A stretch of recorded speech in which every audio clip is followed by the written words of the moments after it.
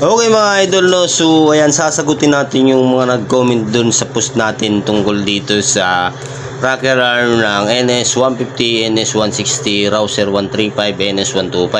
So sabi niya kasi mga idol, no, hindi daw pwede ang ginagawa natin dahil nga daw ay magkaiba daw ito ng intake at saka exhaust. So paano magkaiba yan mga idol?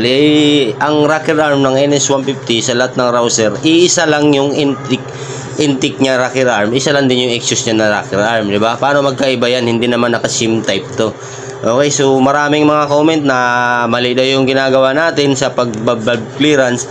So diskarte nyo na yun kung anong gusto nyong valve clearance. Basta ako, ganito yung ginagawa ko. Wala akong pakialam kung ano man yung gagawin nyo. Ngayon, kung gusto nyo ng ganitong content, mag-video kayo, mag-content kayo ng ganito rin para may mga video din kayo. Hindi yung makapag-comment lang kayo, kala nyo, alam nyo na lahat, no? So, hindi po ito Raider 150 na igagaya nyo yung SIM type na magkaiba ang dalawang intake. Alam ba, yung intake parehas, dalawang intake, di ba? So, sa Raider 150 kasi mga idol, yung dalawang intake magkaiba po yung sukat. Yun, hindi kagaya ng NS150 na dalawang intake nga o dalawang intake kasi 4 valve din siya, di ba? Dalawang intake nga, dalawang exhaust. So, parehas lang po siya ng sukat kasi isa lang nagdadala sa kanya na rocker arm. Hindi siya pwede na magkaiba. So, hindi natin siya pwedeng itulad sa Raider 150 na magkaiba, naka-sim type po yun. Bawat isang barbula nun, magkaiba talaga ng sukat yon.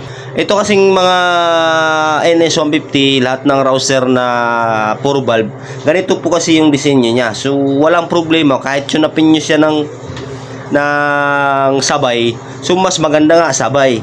Pero pwede rin naman kahit isa. Yun nga sinasabi ko sa inyo, puro diskarte nyo na lang kung paano nyo gawin at magawa nyo ng maayos. Okay?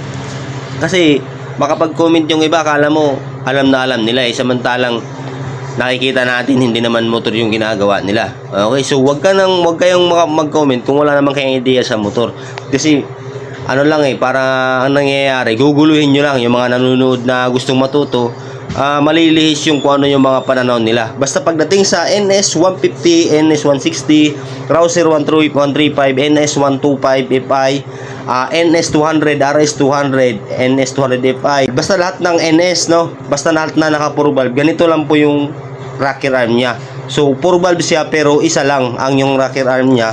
Isang rocker arm lang, dalawa lang, nagkasanga lang siya. So pupunta siya sa isang barbula tapos kabilang barbula. So hindi niya pwedeng itulad sa mga Raider 150. Okay? Kasi maraming nagko-comment na wala naman ding alam. Kasi yung mga gustong matuto mga idol, doon nalilito sila kung tama ba yung napanood nila o hindi, no? So napakahirap kasi pag gano'n. Okay, so yun lang. Maraming salamat mga idol. Ladies and gentlemen,